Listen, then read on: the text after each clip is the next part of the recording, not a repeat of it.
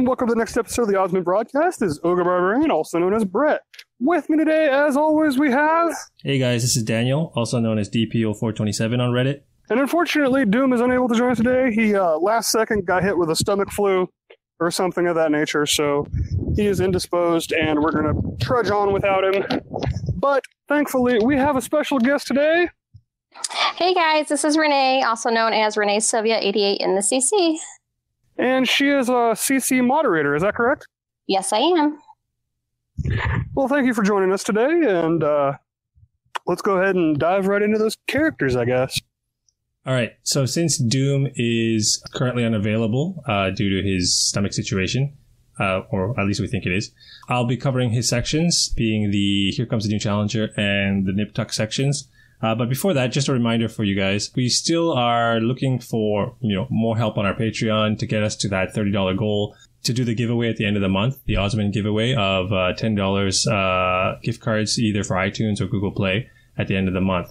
So if you guys are interested in supporting the show, you can be eligible for the giveaway at the end of the month by becoming a patron of $1 or more on our Patreon page at patreon.com/theoddsman.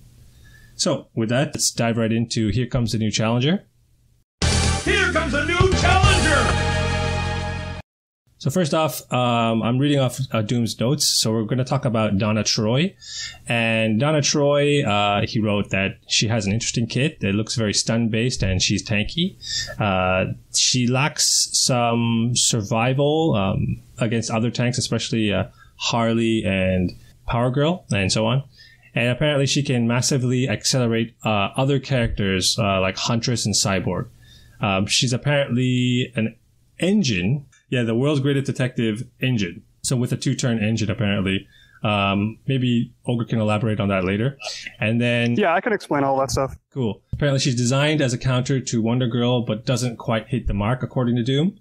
We're gonna need more time for a lot more Gear 11 or Gear 10 Donna Troys to get out there to see what the testing will be like with her.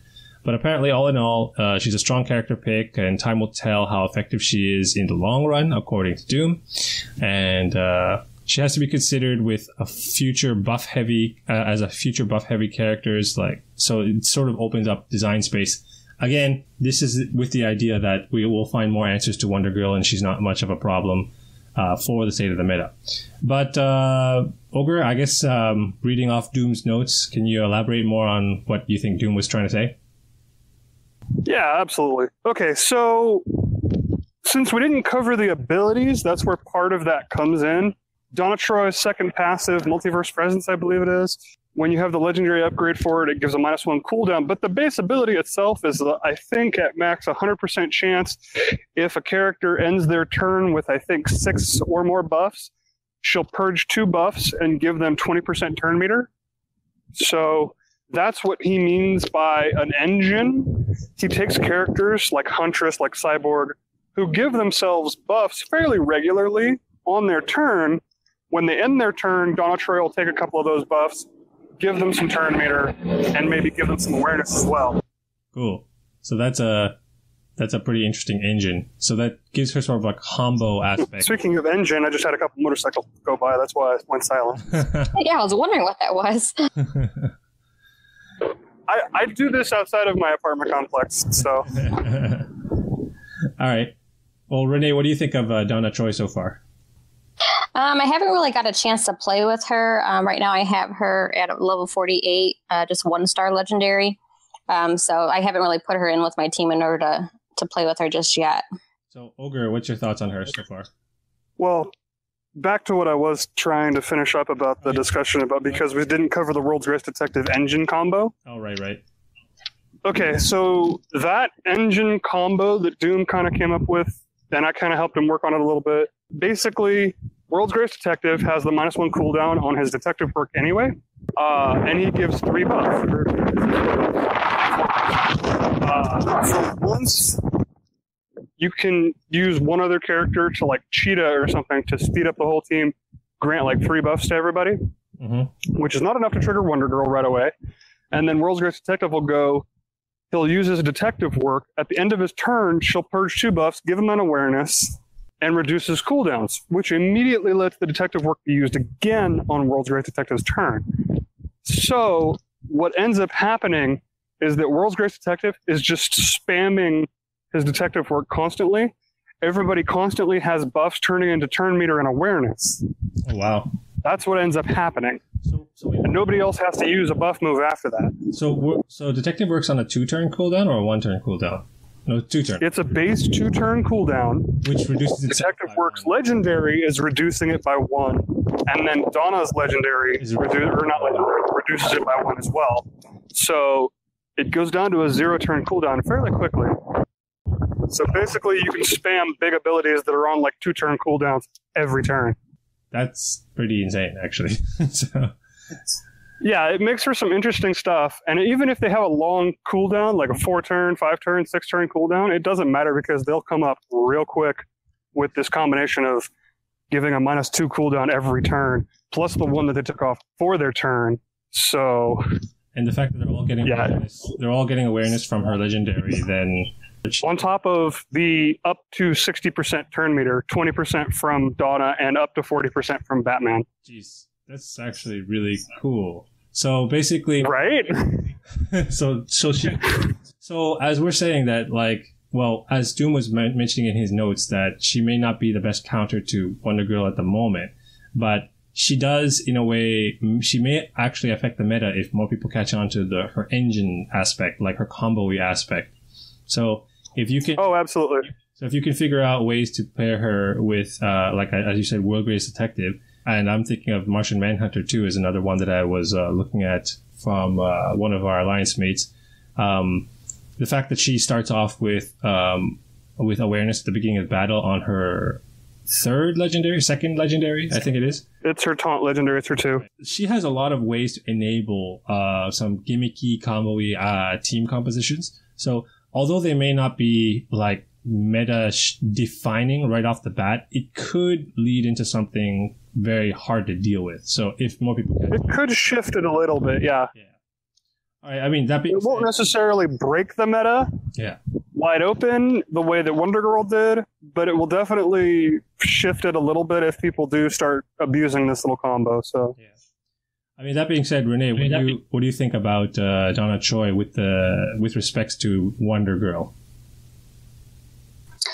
Well, like you guys were saying, if you pair her with World's Greatest Detective, I may have to start leveling him up a little bit.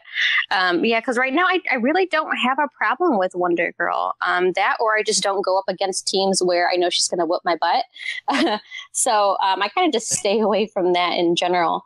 But to be honest with you, I really don't see her beating my team all the time. So I don't know. I guess other people have problems with her because, we see Nerf Wonder Girl all over the place.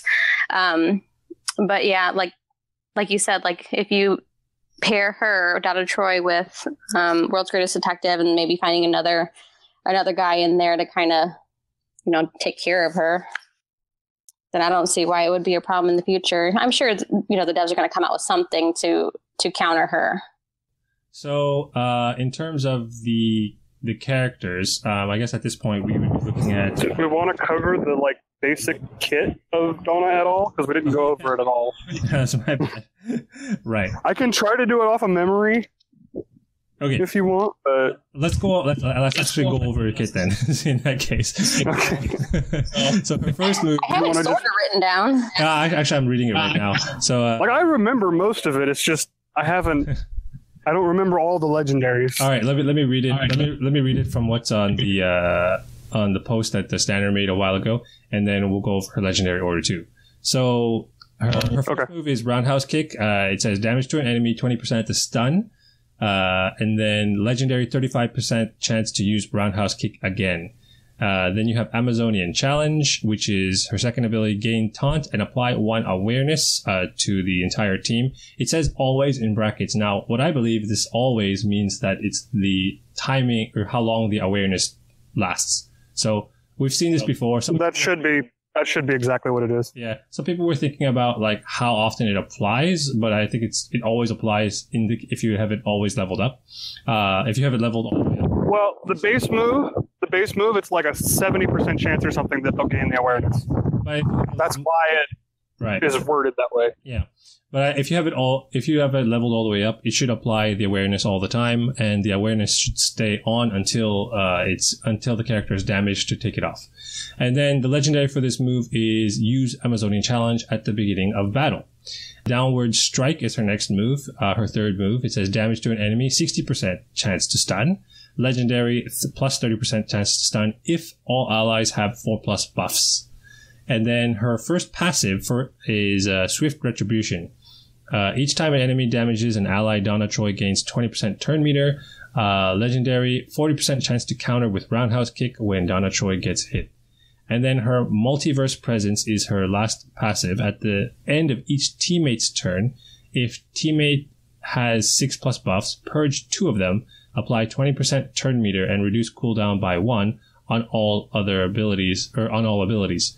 Legendary, it says also apply 1 awareness, and in brackets again it says always. So, given that... So just some clarifications real quick on the passives.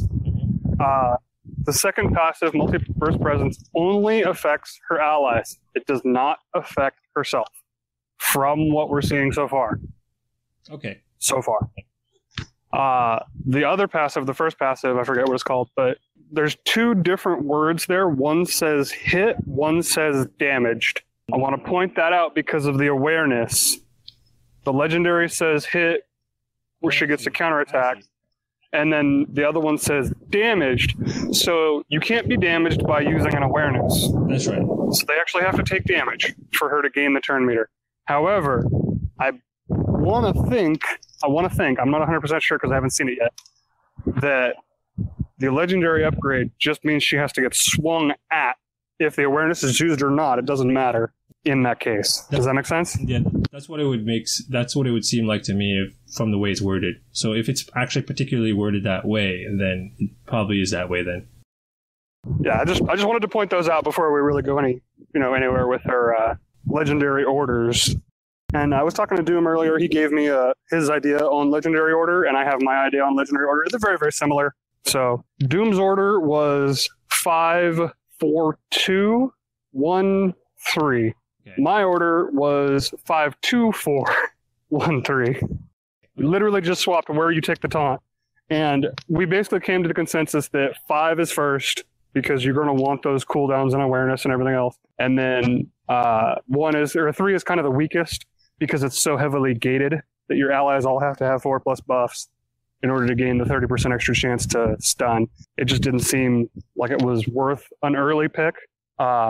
So that's kind of where we're at there. And then the middle kind of, take the 2 that you feel are better, whether it's 4 and 2 or 2 and 4, and then figure out where you want 1 in there for that extra attack. That's kind of where we came to the consensus though. I guess now that we're thinking about all these potential gimmicky team compositions with her, it might actually affect the way you want to take certain moves in certain order too.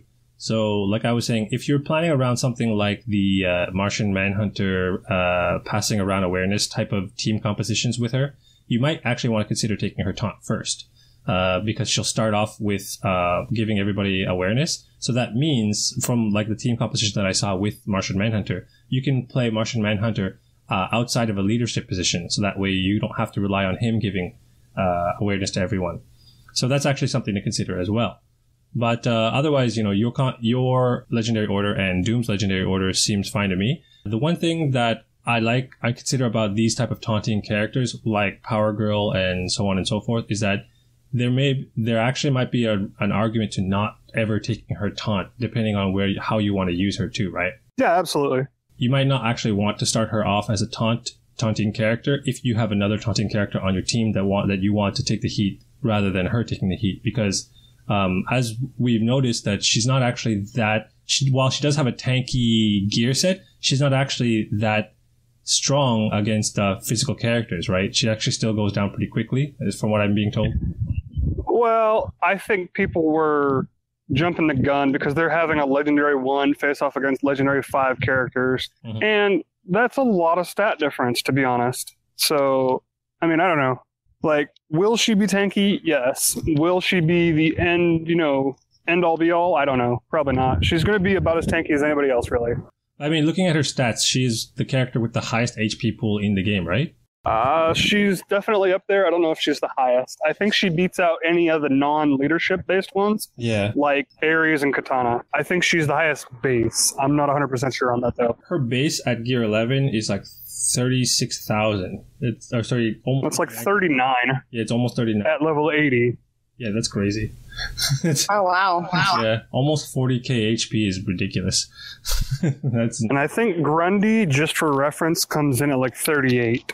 So everybody knows how tanky Grundy can get. He's a big zombie and she's like a little girl. I don't understand. She's like half god, isn't she? Yeah, but he's Grundy. I think she looks a little old. She is a little older than Casey, if that's what you're referring to. Well, they say that she's supposed to be Wonder Woman's sister. Wonder Woman is older than she is, but she looks older than Wonder Woman. Just my opinion. I don't know. Well, you're a woman. You have the right to say that. I'm not going to say that for fear of what might happen to me in the future.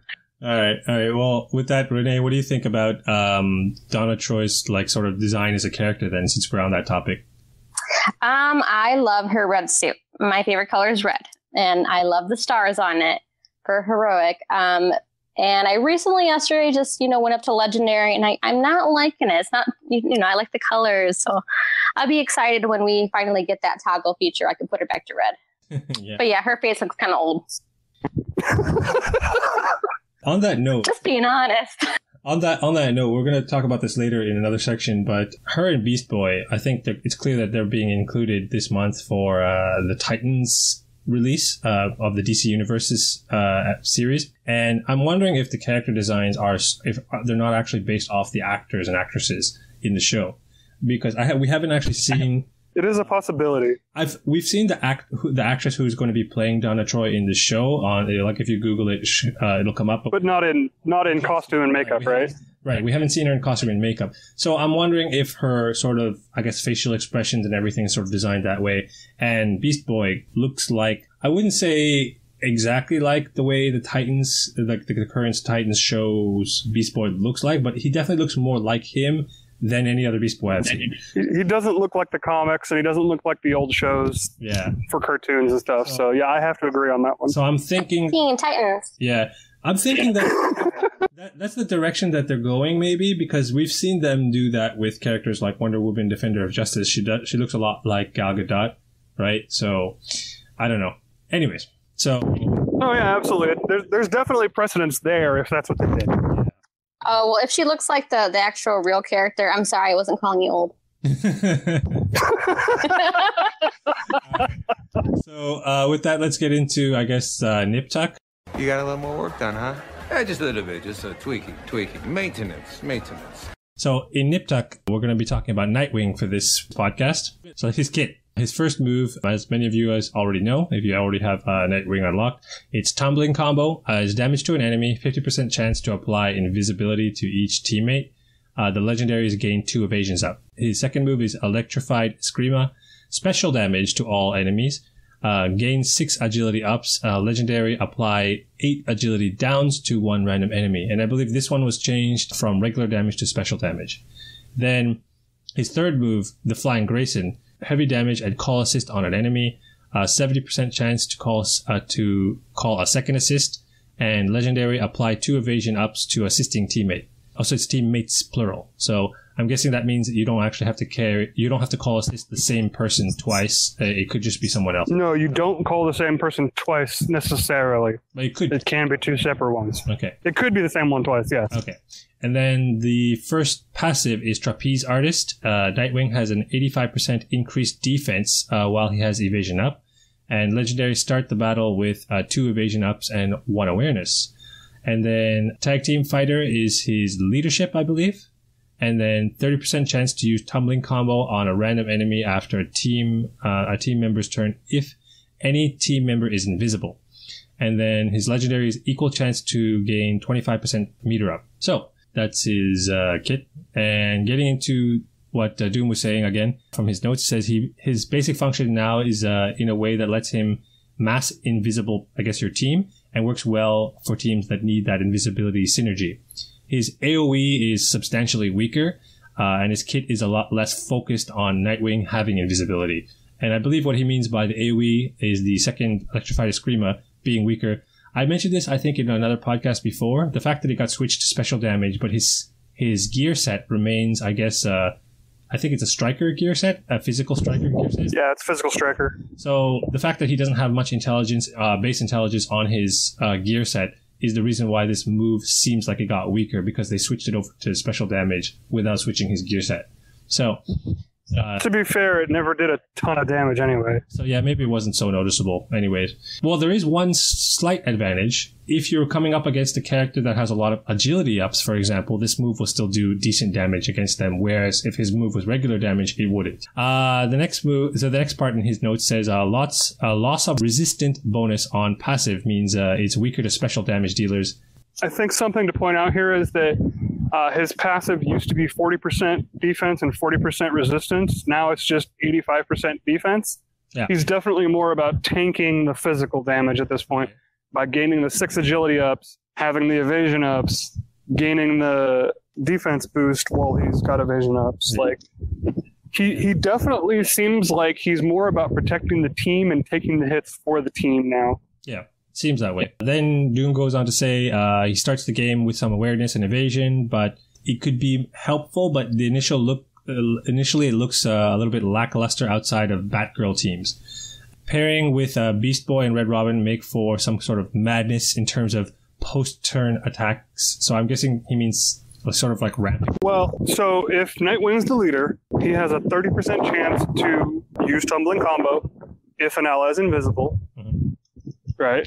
Right. And then that's at the end of every ally's turn.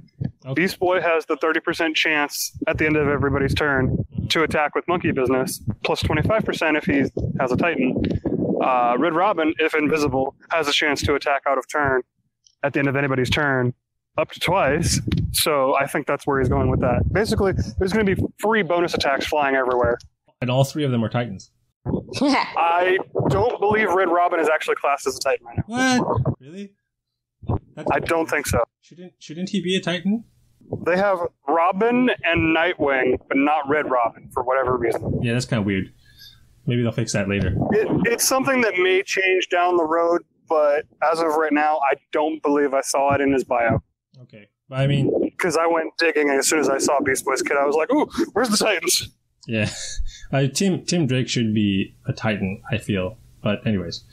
That's semantics, but again, hopefully it'll change later on. So Doom wraps it all up by saying, all in all, it seems like, decent character. He's slightly worse at doing things like that he was doing before, but better at certain other things. So sort of like a plus minus the 0 thing, I guess. So yeah, it definitely feels like before he was more about protecting himself. Now he's about protecting his allies. Yeah. So I'm going to be honest, I haven't actually ever really played with Nightwing. I'm in the process of gearing him up, and I was looking forward to using him as a special damaging character, but the fact that his int hasn't changed and he doesn't really do much damage on his second move, it's sort of like, maybe I'm not going to use him, because I'm really into the special damage dealers, but he does look like an interesting character, and I do like the fact that his heavy damage move can call up to two call assists, so that's actually pretty interesting. But otherwise, I don't really have much thoughts on him. I mean, Ogre, what do you think about Nightwing? Well, I'm super excited for Beast Boy and having the relation to the Titans. So I was actually already shifting my focus away from what I was doing in gearing up to now I'm going to actually be gearing up all the Titans because I want to just play with the Titans finally. Because I always said if they added Beast Boy, he was the only Titan that I really ever wanted because I want to put Beast Boy to, work, man. I want to put him to work. He's always been my favorite Titan, so Titans go! But yeah, so eventually I will... Hey, that movie was awesome. Nobody says anything otherwise. I haven't seen that. Oh, I haven't seen it yet. Oh my god, you guys would love it. It was so funny. I'm gonna go watch it. Anyway, no, I think Nightwing actually has a really good place right now. I think, honestly, the way they designed his kit so that he protects the team by making them invisible and then allowing himself to take the brunt of the attacks, I think that's actually a really interesting design space. It's very similar to Clayface, but he doesn't just start out by doing that. And he doesn't start out tanky either. He needs those agility ups. He needs those evasion ups. He needs the bonus defense. Like, these are things. I think this is a really interesting design space that they went for. So, all right, Renee, what do you think about Nightwing? I'm going to be honest too. I'm probably only going to gear him up a little bit to be the 5-pointer whenever the Alliance mission things come around. I normally play with the female characters, so I'm a bit a bad person because I don't play with the guys. So Dick Grayson's not your thing then? Nope. he's a Starfire. Oh, jeez Louise. You caught me off guard with that one. All right. Anyways, I'll question whether or not I'll edit that out or not. I might keep it in. It was overhead. It wasn't even like lowballing it or anything. It was just overhead humor. All right. So I guess with that, we'll move on to In the Arena.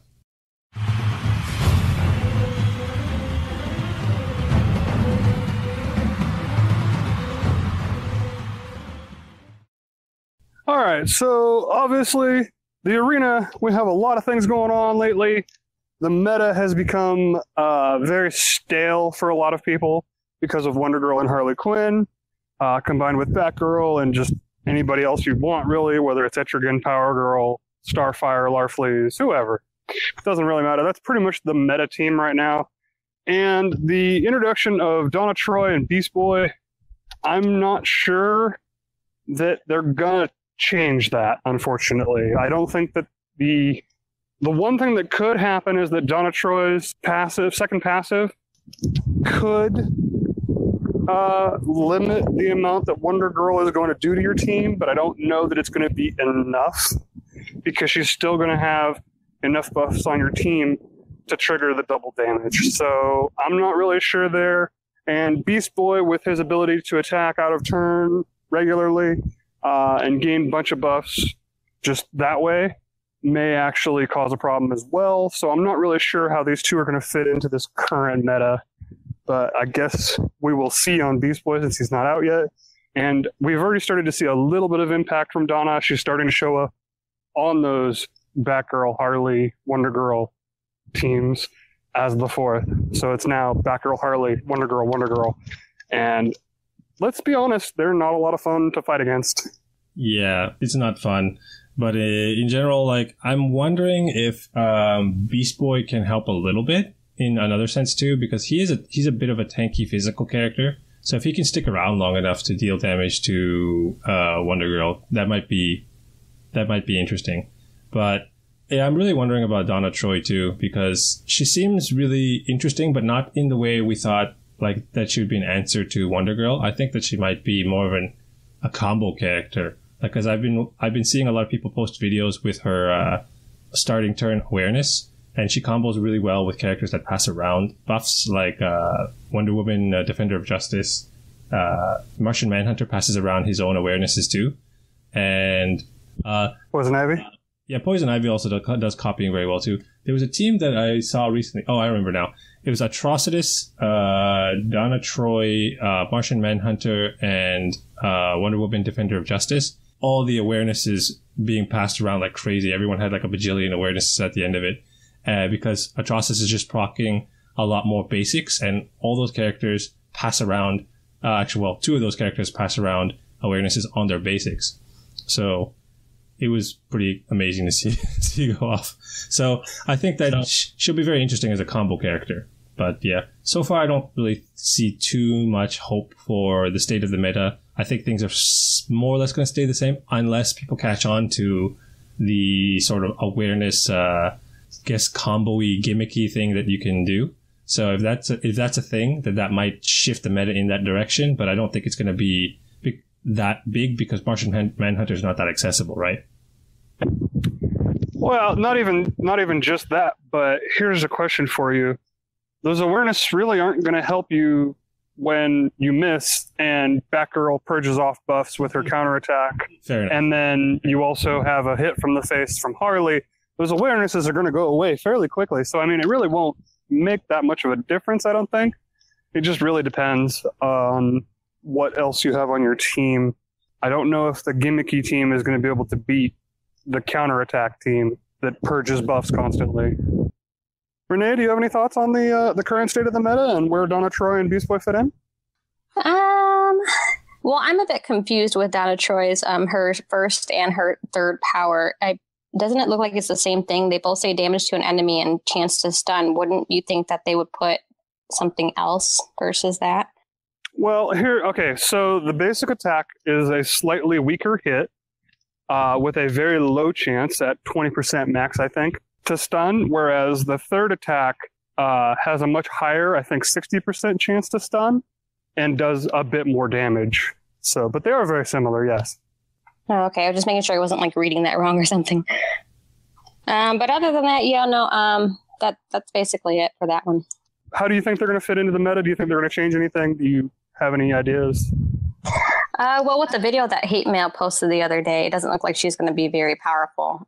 So I was kind of disappointed with that. But when we were playing Beast Boy and the nodes and everything, the last node, he was kind of he was definitely tanky. So hopefully, he'll be able to hold his own and beat some characters that are the metas. Okay. And I think that's actually a good transition to talk about next. We've got the events lined up for, everything for this month. Cool. And then after in the arena, we get into Event Horizon. Hell is only a word. Reality is much, much worse. All right, so we got a bunch of events that are lined up for us, and we actually have the Donna Troy Hero Challenge going on right now. It was actually a fairly difficult challenge if you were not prepared for it. I have heard people being able to beat it at Gear 9. I went in with a full Gear 11 team, and I still lost somebody. So, I mean, you have to think a little bit because Beast Boy is a bit of a challenge because of his damage immunity and his mends. So you do have to think a little bit more on this one than you do in some of the previous ones. So just be aware, this challenge is definitely difficult. What did you guys think of the Donna Troy Hero Challenge? I beat it. But definitely at the last node, Beast Boy was giving me a hard time. So I thought I was for sure going to die. But no, I beat him. But, it was definitely one of those... I don't know, butt clenchers or whatever you call them. butt clenchers. That's fair. Yeah, that's funny. I was sort of in the same boat as Ogre. I was actually preparing myself from the last month's Two-Face Challenge, remembering I think it was a little bit harder in Two-Face Challenge 2. So sort of the what's the word here? The PvE hero challenges recently have been scaling up in difficulty. So I normally play it on auto, but when I got to the 23rd node, I took it off auto just at on the boss wave to see how hard it was. I was actually able to finish it on auto after putting it back. Like I took it off auto, played it a little bit, and then put it back on auto, realizing that all you had to do was make sure that you could stun Beast Boy. So the idea is that Beast Boy's passives are really, really good. So his passives going off, giving him damage immunity and things like that are pretty annoying. And the only way you can really stop passives is by stunning a character. So if you can stun Beast Boy and keep him locked down, then you can take care of everybody else and then get back to him, and then you can take him down real quick. So that's how I dealt with the hero challenge. But yeah, otherwise. So what characters did you guys use? So in my case, I used Wonder Woman Defender of Justice as leader. Then I used Robin as basically a ramp style character and to apply bleeds. Then I used Killer Frost and Riddler to stun. So that was my team composition. Yeah, I actually was stupid and I brought, bleeders. I brought Atrocitus, Poison Ivy, Chemo, and Robin. Basically, I had to whittle him down through bleeds attrition because Chemo's bleeds are permanent, so it didn't matter. Eventually, they were more than enough to let his mends wear off, and eventually got him. Oh, I gotcha. I used Zatanna, Wonder Woman, Princess of Themyscira, Huntress, and Wonder Girl. My dummy self didn't put Wonder Woman as the leader. I didn't realize that until after I started. I know. I didn't realize until after I started the battle. I'm like, well, I'm not about to waste 35 and go back and then re-put her. So I'm like, I ended up winning, but like I said, it was very, here and there at the end. I'm like, oh boy, I'm not going to win, but it was okay. Yeah, I'm like, oh. I was going to say, Princess of Themyscira, I think, is the other key. If you don't want to use a stun team, you're definitely going to want that buff immunity. Oh, I love her.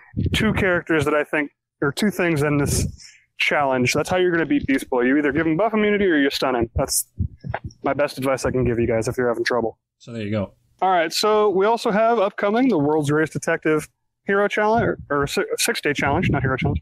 I guess they're all challenges. Hero challenge. It's a 6-day challenge, not a 10-day.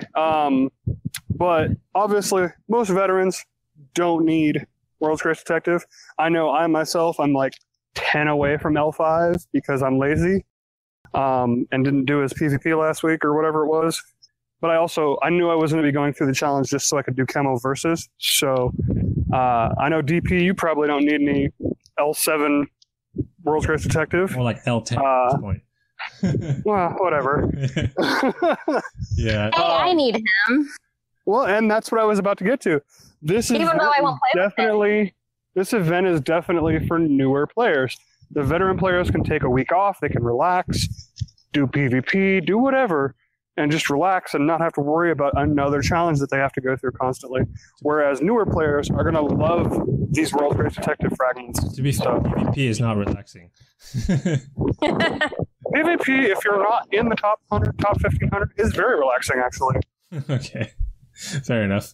So, anyway, Renee, you obviously have something to say about the World's Greatest Detective Challenge. Please feel free.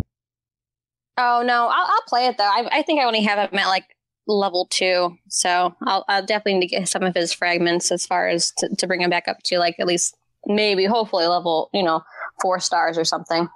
He's definitely a character that's worthy of L5, if you're wondering. Does he need it? No. He probably only needs L2 to really be really good.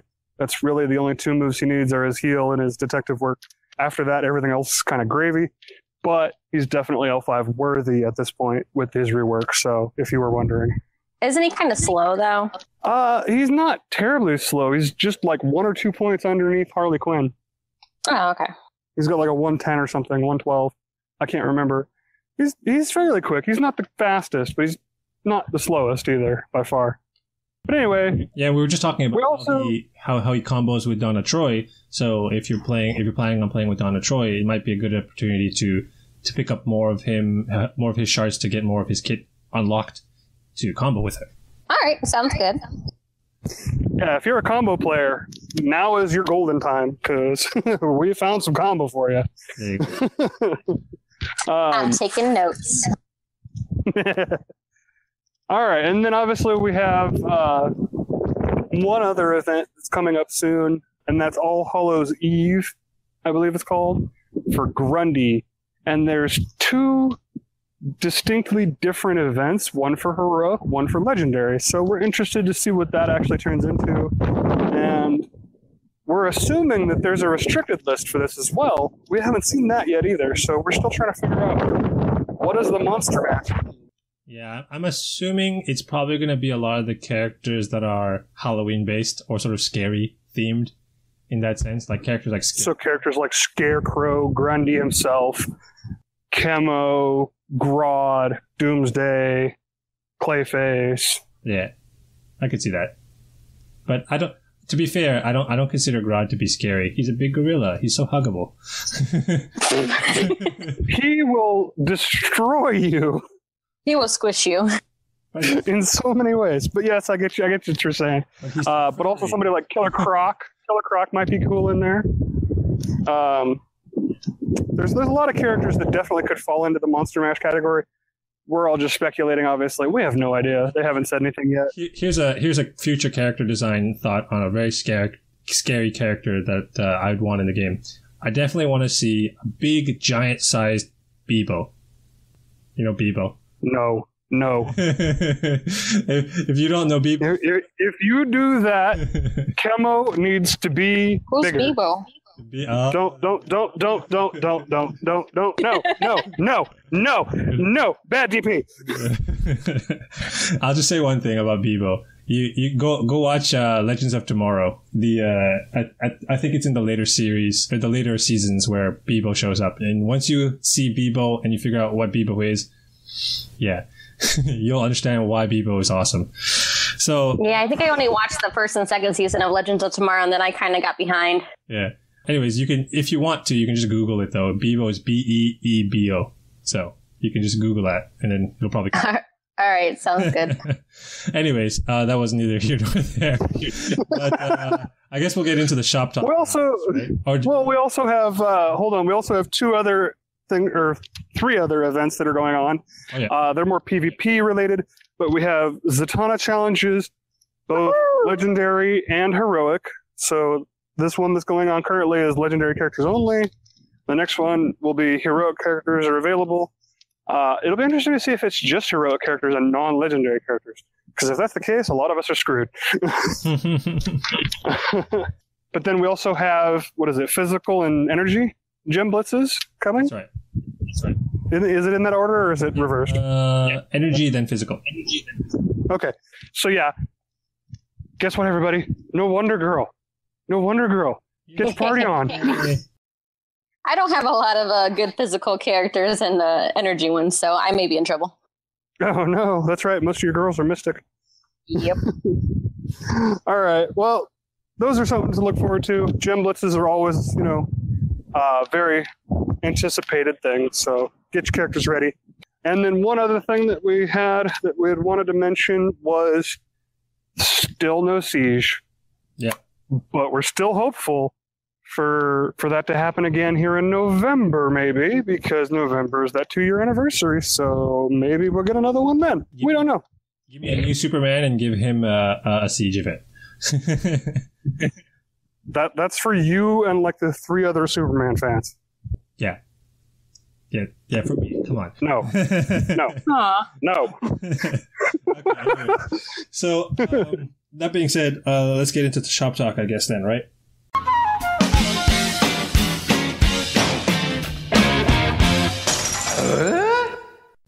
So, shop talk. In terms of bug fixes, there wasn't really much that was actually implemented in the last update. There was a very, very small patch, it seems, to fix something with Silver Banshee, and I actually didn't know that was a thing, but apparently it was fixed. I knew it was a thing. According to Kage, he's been playing with Please, so have I, but I actually haven't noticed what he's been noticing. Apparently his third ability is still bugged on the purging on his third legendary. So I think it has to do with when it misses or when it sometimes purges and sometimes it doesn't purges. So I don't know. So, but apparently that's still bugged and they need to look into that. But in terms of packs, there really isn't much to talk about because there hasn't really been anything to note. It's pretty much been business as usual in the shop. So that being Doomsday and Chemo both being in the shop aren't odd to you? Well, I don't think that's odd. I think that was just something to note. I might as well have just written, Ogre and Dooms right there in the shop, but.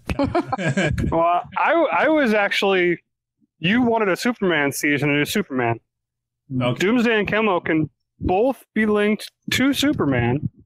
Fair enough. You could say that there was a speculation post on Reddit that maybe these packs showed up because they're getting a reworks in November. That would be cool. But the one thing I don't think it's going to happen. But this argument's come up before, especially I think there was a Superboy one a while ago.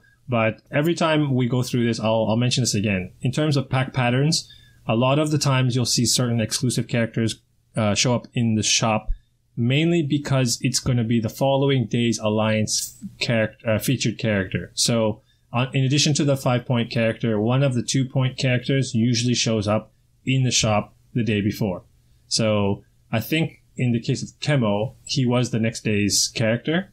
And I think Doomsday, maybe not yet, but maybe a couple of days, from now, he could show up. I'm not sure. But that often is the trend. So although I'd like to believe that it has something to do with the next month's theme, it often isn't the case. So, and the next thing I want to talk about, since we don't really have much to talk about in terms of packs, is, I guess, the newsletter that we got talking about Zatanna's showdown. Now, the only one point to note is that, well, I guess there's 2 points. They mentioned that it's good to pick up Zatanna shards to help you for the Grundy event, the Hallows Eve event. So that means that Zatanna is probably an eligible character on that list. So she's a witch. Right. Yay! Yeah. I guess, yeah, she's a witch then. She's not a witch, she's a magician. Fair enough. As far as like an All Hallows Eve feel, she's a witch. Okay. Yeah. So, Enchantress. Right. She probably is on there too, to be fair. Well, the next thing to note about that newsletter was the very last sentence was written in Zatanna speak. I guess it's all written backwards. And if you read it backwards, it would say, and you can never have too many in November, referring to picking up her shards as much as you can during her showdown. So, meaning, now a lot of people are speculating on this, is that this could imply that having excess shards is a good thing going forward. Maybe we're going to have potential, like something to do with our excess shards in the future. People are thinking of a shard exchange mechanic that made something like Doom proposed before. Maybe it's something completely... Because it's something the community has asked for forever now? Yeah, basically. But it could be something along the lines of what Doom was proposing before. It could be something completely different. It could be something that WB has been thinking of and finally have decided to flip the switch on.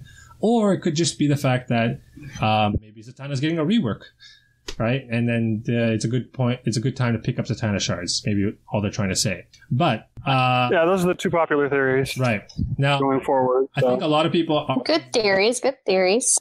A lot of people are of the camp of the shard exchanger because that's the most positive change for the game, and I'd like to believe that too. I'm not to say I'm a naysayer. I do like to think that. I'm more of the Zatanna rework, mainly because for a couple of reasons. November is a good time also when things are like post Halloween to introduce maybe Justice League Dark, right? So if there could be something like a Constantine event or something along the line of more Justice League Dark characters coming into fruition. Also, Doom Patrol being part of Doom Patrol being part of the Titans series, they could actually introduce some Doom Patrol characters too. And then also Zatanna, especially since Beast Boy and Cyborg are kind of linked to that. Right. So they could all link together to sort of a Justice League Dark theme. Zatanna getting reworked would just fit that too, I thought. So that's sort of like what's going around in my head. But what do you guys think of this potential? Well, I guess this last sentence of the newsletter. What do you guys make of it? I'm thinking it's the frag thing, but I may be the only person in this game who doesn't have excess frags, so it doesn't benefit me in any way. It'll happen. Don't worry. It'll happen. Yeah. But here's some of the backing for the speculation on the frag exchange. Why have the Siege event hand out millions upon millions of legendary essence so that people can get L5 characters if that wasn't a potential requirement for a frag exchange? So elaborate on that a little bit more. So let's say the frag exchange is a thing, and moving forward we do get the frag exchange. It might require you to have the character at L5 before you can turn in any excess fragments. Yeah, that makes sense. Yep. It also gives you more reason to keep farming certain nodes too. So like if you're actually playing through something, like some people will stop at like L3 or L4. Well, like Alliance missions. Right. Alliance missions is the biggest thing here because everybody's tired of farming Alliance missions and heroics because they have all the characters at L5 or whatever. Well, all of a sudden, now you have the ability to turn those excess frags into something else. Now you can continue to do Alliance missions and not worry about what you're getting. Keeps the people wanting more. Oh yeah, definitely. Like I'm one of those guys that I farm chapters 1 to 3 during the heroic missions a lot. And throughout the course of Alliance missions has been going on for like almost a year and a half now. And yeah, I actually have every character from chapter 1 to 3, Legendary 5. So not Legendary 5, but Legendary 5 capable. Yeah, exactly. capable. So yeah, but like, why? I mean, that's just something. Why would they give you so much legendary essence when it's been a pain in the butt to get prior, if it wasn't a necessity at some point here in the near future? Yeah, fair enough. I could definitely see that being sort of the what's the word here? The threshold that you have to exceed, right? So, and it may not even be L5 per se. It may just be that you need L4 with L5 capable shards. We don't know. This is all speculation again. So, yeah. But I definitely like to see, even if it is something that's like gated at L5, I could definitely see that being the case, and that still would be a great addition to the game to give us something to sort of look forward to once we hit that mark, right? Exactly. Absolutely. Okie doke.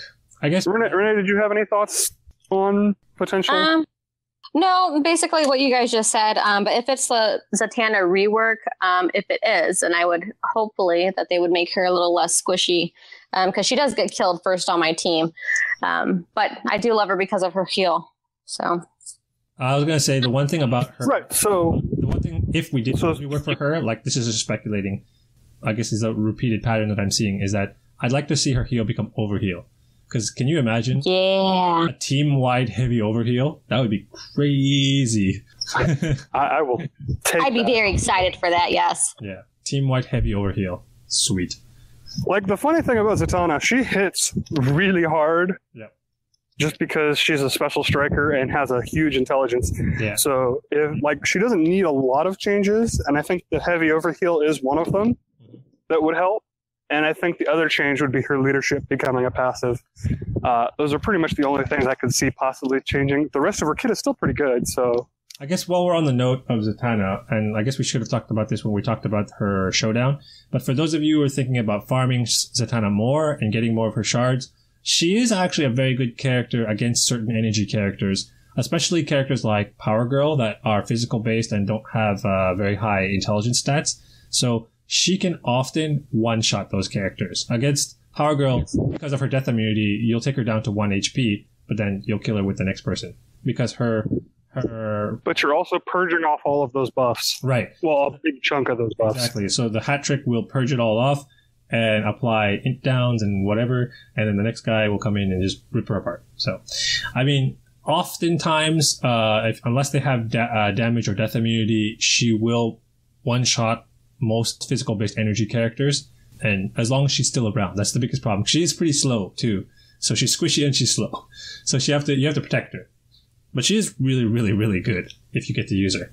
So I use her all the time. So I guess with that, we'll wrap things up there for the shop, and then we'll go into Community Watchtower. Wait, you mean we're gonna take the Watchtower out of orbit and drop it right on top of their little science project? So in Community Watchtower, our guest today is Renee Sylvia, 88, and I guess we'll start things off with get to know Renee. And for those of you who are fans of We Are Legends, she was on there quite recently too, and she did a bit of an interview with them. So we'll sort of gloss over the same things that they went over and get to know her a little bit more too. So I guess part of what Hate Mail and Kage asked you before is how'd you get into comics and DCL? And I also heard that you had a comic-themed wedding recently, and congratulations on getting married. Thank you. So, hooray! We want to know how you felt about your wedding in terms of the whole comic theme thing, and what's your feedback from all that. So we want to know how that went for you. So I guess first, what's your history with comics and DCL, I guess? Oh, okay. Well, basically, my dad is ultimately to blame for my love of all things comics and superheroes. My brother is about 15 years older than I am. So when he moved out of the house when I was 3, my dad decided to, share his love of comics. Well, not so much comics, but, the characters, the movies, like Batman, cartoons, Wonder Woman shows, stuff like that. So we just kind of kept with it. Then, of course, Netflix made it a lot easier for me to, watch the cartoons and everything recently. I would like to say that my kids are the ones that I watch them for, but it's really not. It's kind of just for me. So that all in all, don't worry, we all do that. Oh, thank God, it's not just me.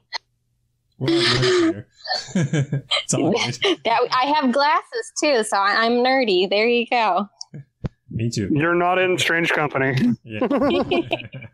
It's all good. It's all good. My husband calls us all nerds, and he goes, "Oh, are you talking to your nerd friends?" I'm like, yes, I am, and I'm talking. I'm a nerd with them, so leave me alone. Be proud of your nerd. Embrace your nerd. I try. I even have.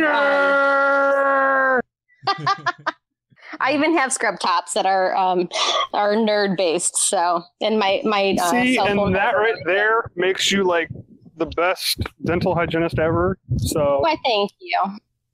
Oh, I'm sorry. Did we even cover that? That's your job. I'm a dental assistant. Yeah. Anybody has any questions about dental, you can always talk to me. But yeah, as far as, getting into comics and everything, my dad is definitely to blame. I definitely love everything. Like I said, hero based and whatnot, Batman movies. I watch it all. The Marvel and DC movies that have been coming out, I'm super excited for all of them. I watch them at least 15 times when they come out on DVD after, of course, theaters. Cool. I got into DC Legends basically when Wonder Woman came out in theaters. I believe I saw a preview for DCL on it, and then I decided to, download it for my kids. Let my kids play, when we're trying to keep them quiet while we're somewhere. Then they got, of course, in trouble, and I started playing it myself after that and kind of just took over. They do not get to touch my DCL now. Fair enough. Yep.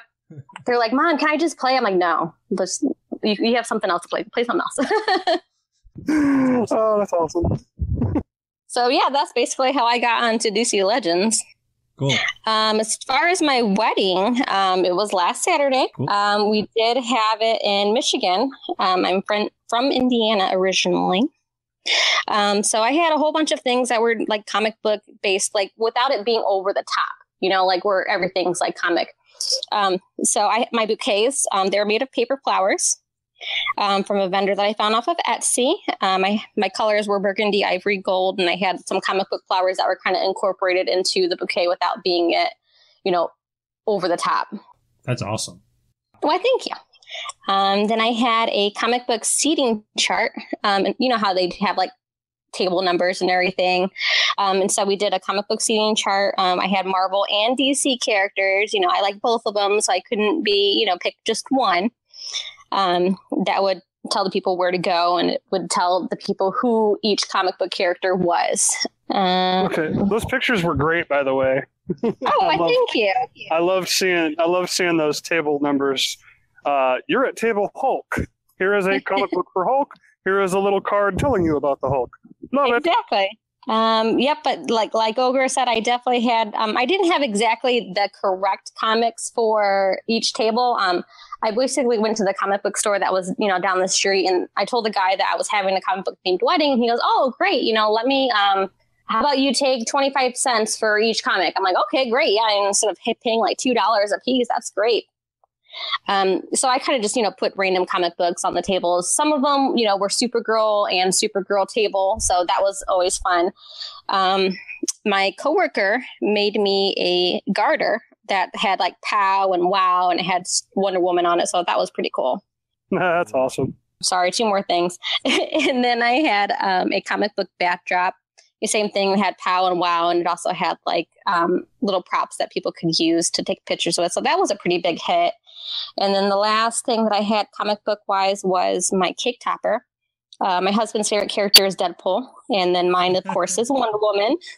Deadpool. So, Cool. So DC and Marvel. That's why I had to put them both together. And then it had Mr. and Mrs. with our last name. So that was a real hit with everybody too. Did you now? Nice. I'm guessing this didn't happen because you probably would have mentioned it, but you didn't walk down the aisle as Deadpool and Wonder Woman, did you? No. I wanted the guys to wear like shirts underneath their tuxes though, but that didn't happen. But it's okay. It would have been very fitting if they had the t-shirt tuxedos. Oh, right. But anyways, yeah, that They would have did that. that sounds like a lot of fun. It might have cheapened it a little bit, but it still would have been fun. Cool. But I think it was beautiful, and you guys looked great. So Cool. with the pictures Thanks, you showed Ogre. us, so Are those posted Yeah. on CC? No, but I can put them on. Well, I probably can. I'll put them on the CC. you That's can probably fine. just share them on Discord here.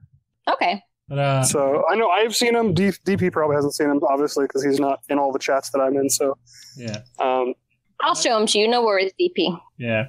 But I mean, well, I guess while we're on the topic, because we're talking about the CC, so I guess the next topic to get into is the fact that you're a mod for the CC. So how did you get into that? Joker and I became friends probably at the beginning of this year. I would ask him questions. I said Joker and I became friends. Oh, you said I said I'm sorry. Aww. I'm just kidding. I love you, Joker.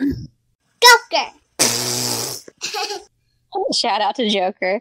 I would ask him questions, because I wasn't, on the CC very often. And then I would, randomly scroll through and I'm like, okay, I don't know what the heck these people are talking about.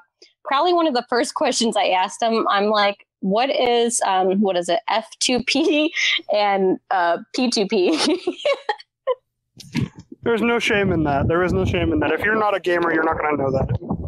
Exactly. So all the things that I had no idea what people were talking about, I would always ask him, and then we just became friends. And then he said that after he asked me to be a mod, with, of course, the acceptance of WD Stanner, that I would be a good female touch to the game, and he thought I would do a good job keeping the forums clean and whatnot. So, as Ogre, Doom, and I are all mods for Reddit, we kind of have an idea of what that job entails for Reddit. Now, for the CC, what does it mean to really keep the CC clean, quote unquote? Is that actually a hard job for you? No, it's not that hard. I'm probably not the best at doing it just yet. I don't go into every single, little topic and make sure that, they're keeping their words clean or not trying to, make words that imply something else. But definitely when I see a person that has like a crazy name that is suggesting, you go in there and you don't talk to the person and say, hey, you need to change this. And basically, stuff like that. Or, if the people keep talking about the same subject and it's kind of like drown out, we kind of lock the things. But I haven't done a lot of it just yet. I probably only did like maybe 5 so far. Okay. Does it come up a lot though? Or is it just like a every now and then thing? It's just been a lot of the Nerf Wonder Girl posts that have been locked a lot since I started. So yeah, we had Joker on recently and he was sort of saying the same thing. So anyways, I guess the next thing to go into is then for you personally, what would you like to see in the game going forward if you were to add something that you personally would want? Well, when I was on We Are Legends, basically I touched on how, I would like it to be, well, not so much like Facebook, but the notifications where you would actually get a notification where they would tell you that you have something that, hey, somebody's liked this or somebody's commented back on this, instead of you having to like, go in there yourself and manually do it. So after I said that on We Are Legends, I'm not saying that I'm the reason why they did it. But they definitely, did that about a week or two later. So, that's kind of what I really wanted, just so I know something's out there waiting for me to look at it, But other than that, specific to the CC then. Exactly. Yeah, specific to the CC.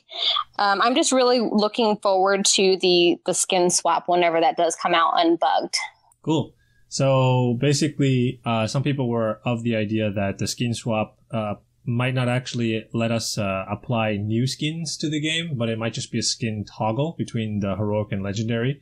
If, for example, we were able to get new skins into the game, what new skins would you want to see for some of your characters? More colors? Okay. You have so like you want to see the classic Linda Carter Wonder Woman outfit. Oh, that would be cool. Like, for example, if I were to touch on Wonder Woman, one of the skins that I'd want to see is, I think it's one of the other Earth Wonder Womans. I think it's the Wonder Woman where she's dating Clark Kent. And she has she doesn't have the yellow, red, and blue suit. It's sort of like a red, like a dark blue suit and like a gray suit. You know what I'm talking about? Is that the one where her top is red and then her full bottom pant is blue? I think so. But then, and her tiara is gray, I think. It's silver, not golden. Okay. Yeah, no, that would definitely be cool. right now I'd be perfectly okay with just toggling between the two because there's some, heroics and legendaries where I just don't like the legendary. No, I definitely feel you. I'm in the same position. I definitely don't want to have my Superman with armor. It doesn't make sense. Where? Yeah. But anyways, okay. I guess let's move on to movies and TV. So first, movies. There was just recently a new extended Aquaman trailer that was about 5 minutes long. Pretty long. Woo!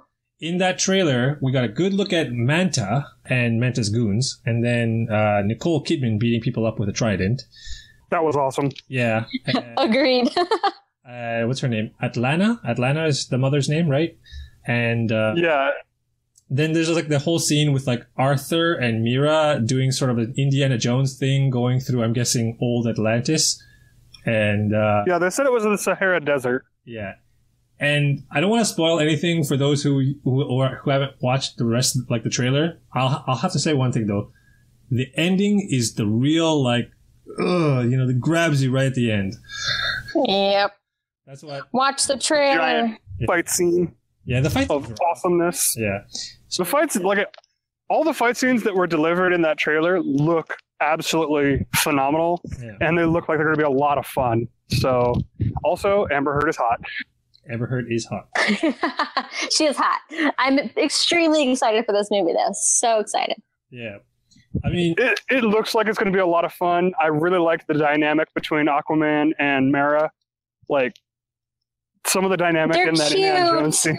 It was hilarious. I love Jason Momoa's character as Aquaman. He's like the funniest Aquaman. Like, he's the best Arthur Curry you could have. I can't really see Arthur Curry being different now. I could definitely see them rewriting Arthur Curry's character in the comics even to fit this sort of comedic style, because Arthur Curry is not actually supposed to be a comedian, right? So well, I think this is more akin to if the alternate timeline Flashpoint Arthur Curry, who was missing his hand, the cynical. Yeah. This is him younger, I think, is what they're trying to go for. Younger and I'm not unfiltered. really sure. Yeah, he's very, very unfiltered. Very, I don't give a crap. Yeah. Like, he very much has that feel about him, and I kind of like it. So now, in terms of story, sort of like DC canon, now. In the whole Aquaman losing his hand part of that canon, right? There is that's after him and Mira get together and they have a son, right? And his son is being threatened by, I want to say Manta. Was it Manta or was it? It's somebody. I don't remember, honestly. Enemies from Atlantis, right? So his son's being threatened, and he has to. The only way he can save his son is by cutting off his own arm, and that whole part, right? Is something that could be foreshadowing, could be something foreshadowed in the future, because obviously he's not together with Mira yet, right? You obviously see that's being developed in this, and maybe we end. Oh, I could totally see them going that direction with this storyline. But thinking about that, could you see like a potential future Justice League or something, or another future Aquaman movie where he has he's missing a hand and he has that, I'm gonna say like a hook as a second hand? Oh, absolutely. I could totally see that happening. And like I said, I could totally see DC taking that, because it is one of the more popular arcs for him. Yeah. And I think, at least, I think they definitely would take it in that direction if that's, something that the fans enjoy, because it really does feel like that's where the character is coming from. Yeah, I remember. So I could totally see them going in that direction. I remember as a teenager watching that episode of the Justice League where he's pitted against the fact he has to save his son, but he can't get loose. He just cuts off his arm. Yeah, I remember the episode. That was. It's a parent thing, DP. You do what you gotta do. I know, I get it, but man, that was I was young, right? So you don't really have the maturity. It was kind of graphic, yeah. But yeah, okay. That's sort of, we're going a bit off topic, but in terms of the trailer, though, do you guys have any favorite parts from what you saw? Like I said, just the interaction of Aquaman and Mara was hilarious during the Indiana Jones portion. Agreed. We're going to call it. Where he says, he goes, I could have just peed on that. Yeah, that was awesome. That was absolutely hilarious. He's like, "You're just showing off. I could have just paid on it." And she breaks the little capsule thing. She says, "Wait, why'd you do that?" He's like, "What are you doing?" I memorized it, it. didn't you? Yeah, something. What are you talking about? Something tried it. This movie looks like it's going to be so good, and honestly, I'm really hoping it is because I'm really looking forward to Shazam being in kind of the same, style and light of just lighthearted and funny. Yeah. But also having really good action sequences. So I'm kind of hoping that this is the direction that DC goes with these movies, because as of right now, the trailers for Aquaman and Shazam, this is what I want from DC. I want it to be that darker, gritty DC, but I also want it to have a lighter side. Yeah. Agreed. I definitely want to go into the theater and have a good time, like in that aspect. Not just like watch like action scenes and be, happy with CG, but just be there and laughing and enjoying things, right? Sort of like what Deadpool did for us. Oh, absolutely. So That and Thor Ragnarok. Have you guys seen that? Sorry, I'm going off topic to Marvel. No, yeah. Like Thor Ragnarok was, I think, a very good example of where comic book movies should be. Because Freaking hilarious. It was. favorite I have never used the word anus so many times in my life. favorite character in that movie was The devil's anus. Doug, I think was his name. The rock guy. Doug? Doug was awesome. Doug was awesome. I'm Doug. No, Korg. Korg. You can call me Doug or Yeah, Korg. Korg. Okay. It was Korg and Meek. Okay. Yeah, the little alien guy that died at the end, yeah. He didn't die. Oh, wait. He was died. still alive. He thought he was dead because he stepped on him. Anyways. So Yeah, I'm really looking forward to what DC has planned, because obviously, we saw great sequences of action in Batman vs Superman and some other stuff. Like when I saw Batfleck going through the building trying to save Martha, I'm like, this is Batman! Holy crap!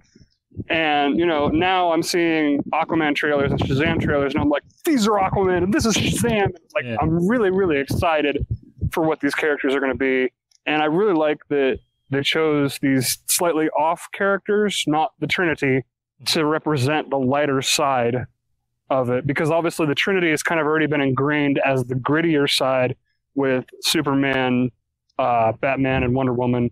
So I'm okay with that. Keep them gritty, but give us that lighter side with Aquaman and Shazam and Cyborg and Flash, and give us that lighter side there. Now, I want them to incorporate more of the Seven, like the original Seven. So then the next character I want them to bring in is, I guess, Martian Manhunter. And I'm really wondering how they're going to do that, right? Because Martian Manhunter is a very sort of unique character. Was he part of the original Seven? It's I thought it was Green Lantern and Shazam. 5, right? And then you have Manhunter and then Hawkgirl. So that's it. What's Hawkgirl? So you have Superman. I guess it varies on which continuity you go with, but I always thought the original 7 were Batman, Superman, Wonder Woman, Aquaman, Shazam, where's Flash? Flash, and Green Lantern. I thought those were the original 7. I thought those were. I think it varies by continuity. So in any case, yeah, I definitely want to see how they take, because we already have most of them there. The one that's really coming to my mind that we don't have yet is Martian Manhunter, and I'm wondering how they're going to bring him in. But on the Aquaman trailer side of things, one of the character designs I really, really thought was really cool was Manta. Like, the Manta suit looks really, really cool. So, I think it was looks like it was just ripped right out of the pages of the comic, right? Right, it looks exactly like Yeah, it looks beautiful. Yeah. Now, what I'm hoping, though, in the movie is that Manta stays alive after their battle, or whatever happens, he sticks to it and he's like a continuing character, like in the background or something. Then they bring in Aqualad later on as his son. Yeah, all right, as his son, right? So that would be really interesting. So that's cool. And the next thing that I was thinking about in terms of what Ogre was just saying about how we have these characters sort of gripping you and defining these are these characters. Again, everyone who hasn't watched this trailer, go watch the trailer. You'll see exactly what Ogre's saying at the end of the trailer. So, yeah, I can't. Mind blown. Yeah, really. I had to do a double take. I paused it, went back 10 seconds, watched it again. Whoa, that was awesome. That being said, let's get into TV then. In terms of TV, we have a lot of different news, actually, from a lot of different shows. So we were talking a lot about Titans before, but before we get into that, let's talk about the other shows that are already established. So the first one is a sci-fi show, the Krypton show. Have you guys been watching Krypton Season 1 yet? I still haven't had a chance to. It's not on Netflix yet. Oh, okay. Renee, have you watched Krypton? I watched the first couple episodes of it. Like I said, I kind of got behind on all the episodes. We moved into our house about a year ago, and then I kind of just fair enough. Put all my shows on the back burner, and then kind of got behind. Definitely something you want to be catching up on as season 2 is around the corner. But this note here is for Ogre, because he'll definitely appreciate this. Season 2 has confirmed the casting an actor for Lobo. So, what do you think about Lobo in a time before Superman? That's interesting, because he's always been one of those characters that fought Superman. Like, geez. This is the time of Superman's grandfather. So think about that. Yeah, no, I know. And I mean, I know Lobo is basically immortal, so I get it, but I don't know. It'll be interesting. It'll be interesting to see what he does. Well, I mean, season 1's been out there, and then a lot of people have been talking about it already, so we do know that the big bad for that is Brainiac. So how do you think Lobo ties in with Brainiac, if you could speculate? Gopher. Yeah, Brainiac. Lobo is a mercenary, so I mean, I could totally see Brainiac hiring him and say, hey, do this. Lobo's like, sure. Renee, do you have any thoughts on Lobo being added to Krypton? I don't. Sorry. From what you no worries. From what you did see of Krypton, do you have anything like thoughts on Krypton as a series? Like I said, I only watched the first 2 episodes, and we were kind of watching them with my oldest son, and there was a couple little risque scenes in there, so I had to stop, and then he goes to bed at a certain time, and I'm like, then it just hasn't happened yet where I can watch these episodes, but I want to. It's a little bit more mature than the CW shows. That's for sure. Exactly. Well, I guess speaking of... See if he can get away with a little bit more.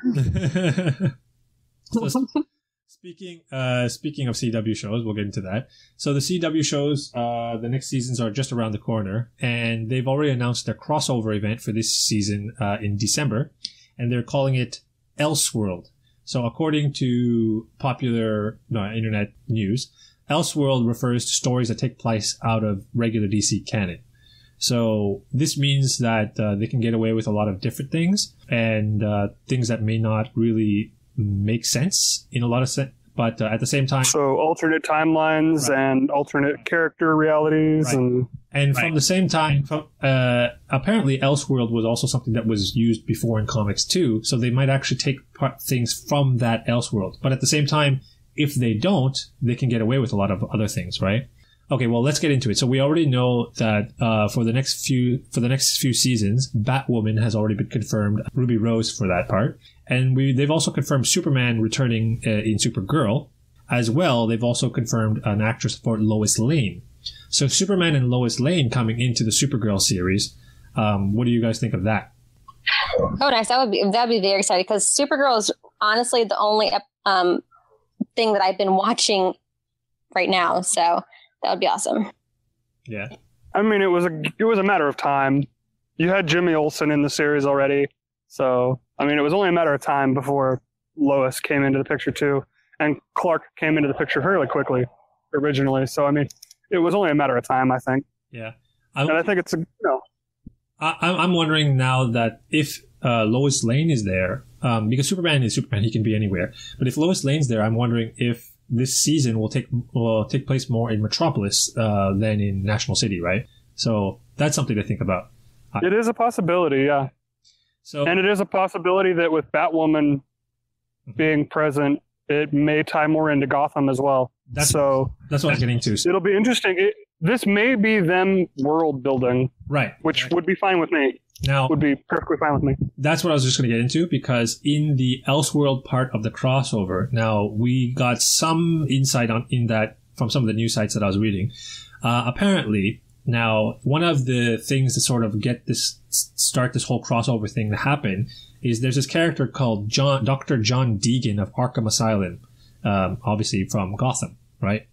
And he does something with maybe the inmates in Arkham or something like that that draws the attention of the Green Arrow, Flash, and Supergirl, and they all meet up together in Gotham, where this crossover happens, right?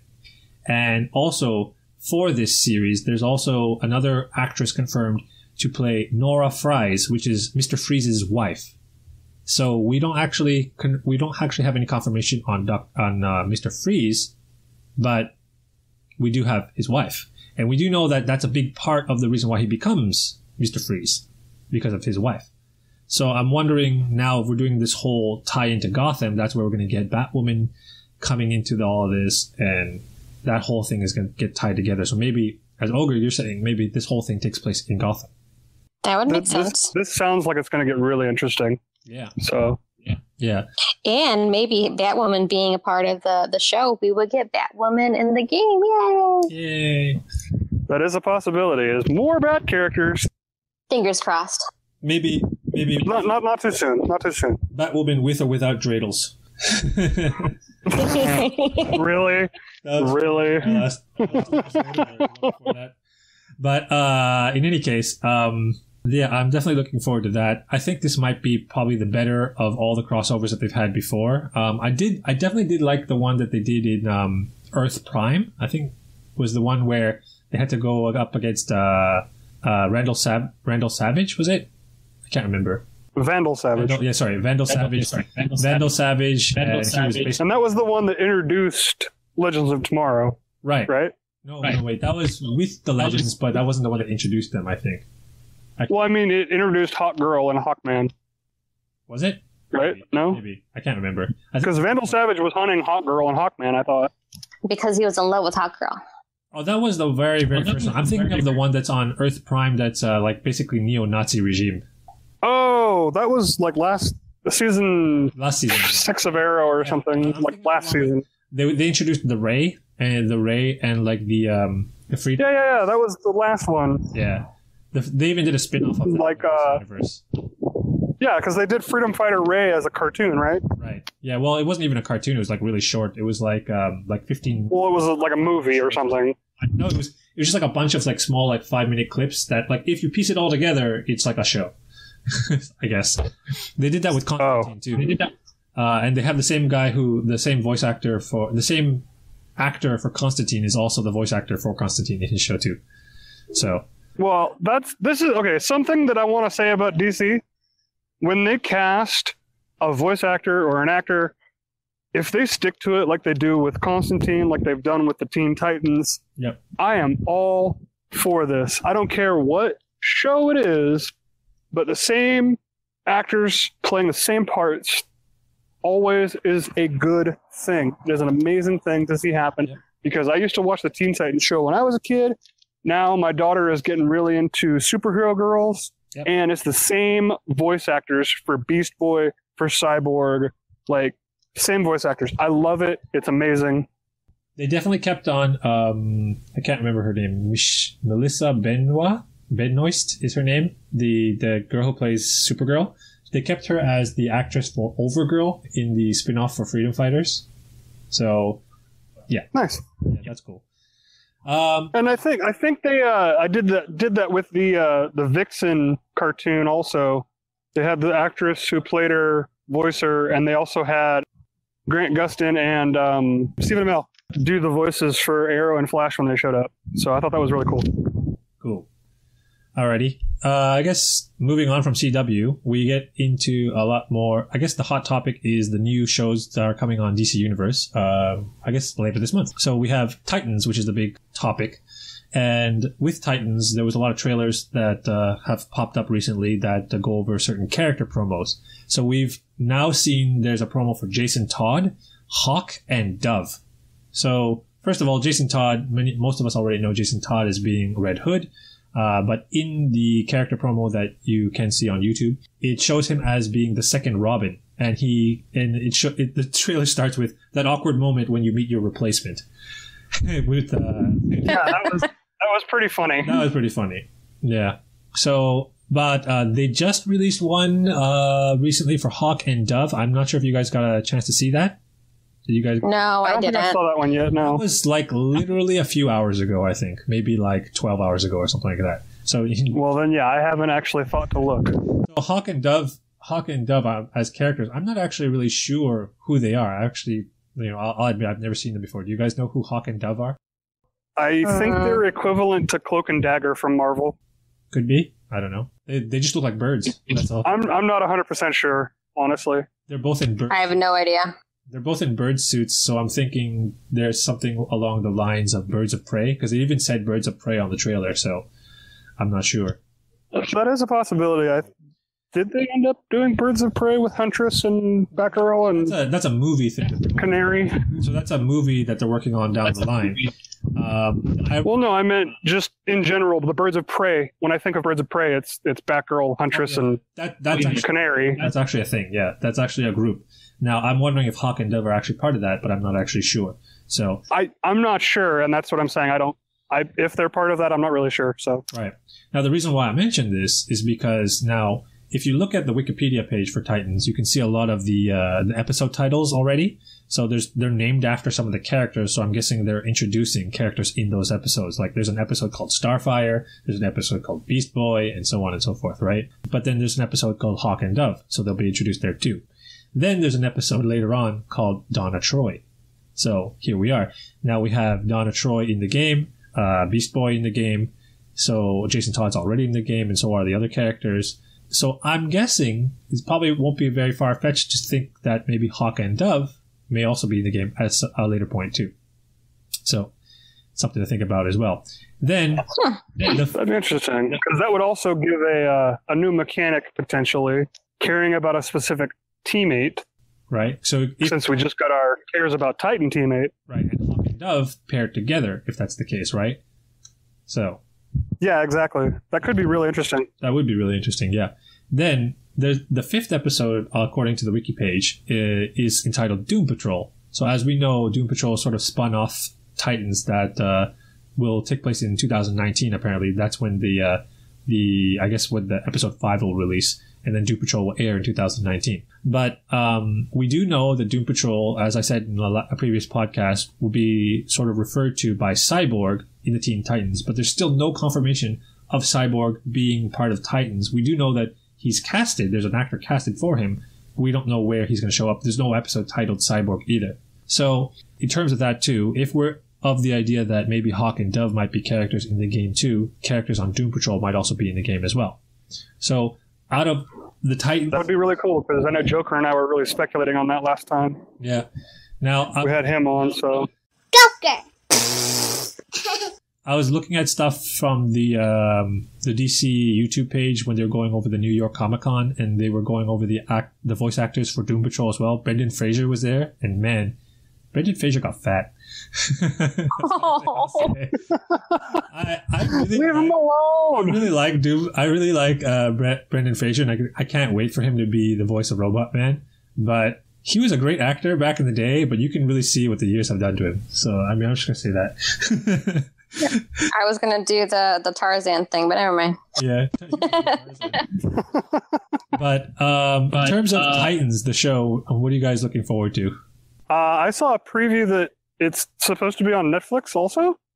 As long as that holds true, I'll actually watch it. I haven't seen any of the previews yet. I'm sorry. Go check it out. It's okay. You look pretty good. But as far as like the show itself, as long as kind of has that half gritty, half, upbeat, positive laughter stuff that it looks like the Aquaman and Shazam movies are going with, as long as it sticks to that formula, I think it'll be okay. Because I know the initial reactions to the trailers were just really mixed and just kind of like, whoa, what are they doing? So I'm still holding judgment to actually watch the series, because I'm a huge fan of the Titans. I really want it to be good, and it looks good. Mostly, it's just there's certain things that are hard to get past. And I'm hoping once I start watching it, I'll be able to get past those things. Yeah, I know what you're talking about, because we've been talking about that throughout this week. In terms of, like, I guess character design is what you're not really liking right now. Yeah, Starfire, I'm sorry, but a lady of the evening should not be on the Titans. Yeah, but well, here's the thing. Like I was watching like I said, the DC's coverage of the New York Comic Con stuff, and they actually go through a panel of the Titans actors, right? So the actors are there, and they sort of interview them a little bit. The actress that plays Starfire, she's not what I thought the actress of Starfire would be like. So it gives me hope that maybe I'm wondering if Starfire will be more like the actress herself, or if it's going to be something really different off the wall, right? Because they are actors and actresses, right? So they play a part. So we don't know. But that's fair, yeah. That being said, the interesting thing about the cast that I've noticed is that a lot of the cast seems to be Australian because they have a very thick accent, but they're actors and actresses, so I'm assuming that accent is not there when they're playing their part. And the other thing I've noticed when I was looking at the Titans wiki is that the show is completely filmed in Toronto, my hometown. So I'm going to be watching the whole show like, oh, I know that place, I know that place, I know that place. So it's going to be hard to pay attention to the show. Well, that's cool. Yeah. So, but anyways, I mean, looks good. I'm hoping that it's going to do the show or do the series justice. No pun intended. But yeah. Young Justice also, yeah. Yeah. I'm wondering if they'll actually bring in some of the actual Justice League members into the show. Like they brought Superman into Supergirl, right? So I'm wondering if they'll do any cameos. I'm hoping that it more is you're going to see references to the big names constantly, but they're never actually going to be in the show. Yeah. I'm hoping that it's all the sidekicks and everything else and not any of the big names actually showing up. Right. Because that would get really, I think, muddied really quickly. Yeah. It's like Dick Grayson and Jason Todd already talk about Batman and the Batmobile, right? So. Well, I mean, they showed part of the Batcave, right? Oh yeah, they did, yeah. And it looked like Jason and Dick were in an elevator in Wayne Manor, for that matter. Like, if they do that kind of stuff, I'm cool with it. But don't show me Batman. Like, reference him, have him on a telephone sitting facing away, just kind of give a wave or something, but don't have him actually interact with anybody. That would be cool. Looks like Doom showed up. Doom! Hello. You feeling? How you feeling? I feel gross, but that's okay. All right. You came in for the part of the show where we're ending the TV talk. Oh, well, cool. I'm here just in time to say goodbye. All right. That's cool. So I guess we'll wrap things up there. And then before we go, as we do, we'll just say I'll give a shout out to our current patrons. So at the $5 tier, we have Jason B. At the Hero $10 tier, we have Hate Mail hanging out. And to our other patrons, William I, Backfire COH, and Ventus One. You guys are awesome. So with that, we'll wrap things up there. Ogre, any final words? I got nothing at this time, except thanks for listening, and let us know if you have anything you want us to talk about in the future. Doom, thanks for showing up. You want to say any final words? Yeah, sorry I couldn't feed you guys those juicy details, but I am planning to release both a Wonder Girl and a Beast Boy insight and discussion this month, so look forward to that. Otherwise, again, thanks for listening. And Renee, any final words? I just want to thank you guys for having me on and that I enjoyed myself. Lots of laughs. And I was going to say, hope you feel better, Doom, but you're here, so hope you feel better. Thank you. Awesome. All right, and with that, we'll wrap things up there. Again, for you guys who haven't already, you can follow us on social media at Facebook, Twitter, and SoundCloud at The Oddsman, and at patreon.com/TheOddsman, and our YouTube channel at youtube.com/The Oddsman. And with that, have a good night. Toodles.